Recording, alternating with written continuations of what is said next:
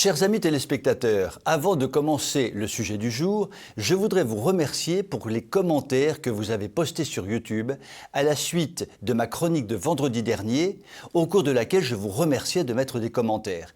Et je dois avouer que 2 commentaires m'ont fait particulièrement rire. Le premier était d'un monsieur qui disait « Lochner, prouve-nous que tu regardes bien nos commentaires. » Eh bien oui, cher ami, vous en avez la preuve puisque je vous réponds. Et le second m'a vraiment fait rire. C'était le commentaire suivant. Vous êtes vraiment CHIANT, mais je commence à m'y faire et c'est déjà ça.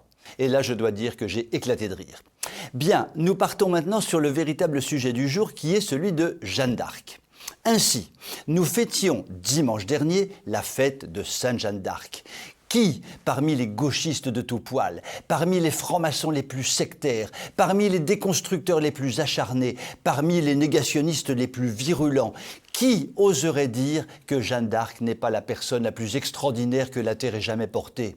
Seuls les idéologues les plus stupides ou les incultes les plus pathétiques oseraient le dire, puisque les premiers ont pour but de tordre le cou à toute réalité, au profit de leur délire, et puisque les seconds ne comprendront jamais rien à rien.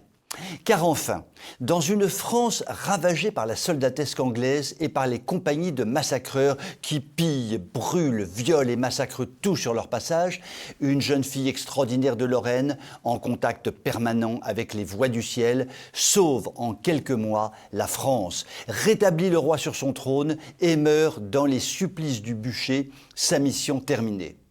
Les victoires qu'elle remporte sont incompréhensibles à vue humaine. Un seul exemple, la victoire de Patay, victoire extraordinaire au cours de laquelle la fine fleur de l'armée anglaise est tuée, laissant 3000 morts sur le champ de bataille, se traduit par la perte de moins de 10 soldats français, certains historiens poussant ce chiffre jusqu'à quelques dizaines au grand maximum. Winston Churchill, qui a montré tout au long de sa vie sa détestation pour la France et les Français, ne manquait jamais de dire que Jeanne d'Arc était la personnalité la plus extraordinaire que la Terre ait jamais portée. Cet hommage, venant d'un Anglais, dont les aïeux ont été éjectés de France par Jeanne d'Arc, vaut de l'or en barre. De cette épopée inouïe de Sainte Jeanne d'Arc, chacun d'entre nous peut et doit tirer tous les enseignements possibles et imaginables, et notamment celui-ci. Rien n'est jamais perdu dans le royaume de France. Tout au long du XIVe siècle et jusqu'au début du XVe siècle, la France fut mise à feu et à sang. Et les monarchies occidentales estimaient que ce pays n'existerait plus à très court terme. Jeanne d'Arc est arrivée, la France a repris son rang pour arriver au XVIIe siècle à dominer le monde. Dans les troubles actuels que nous vivons, dans une France menacée comme jamais, il nous suffit de continuer nos combats dans les pas de Jeanne d'Arc, tout simplement. Soyons-en sûrs, la France n'a pas dit son dernier mot.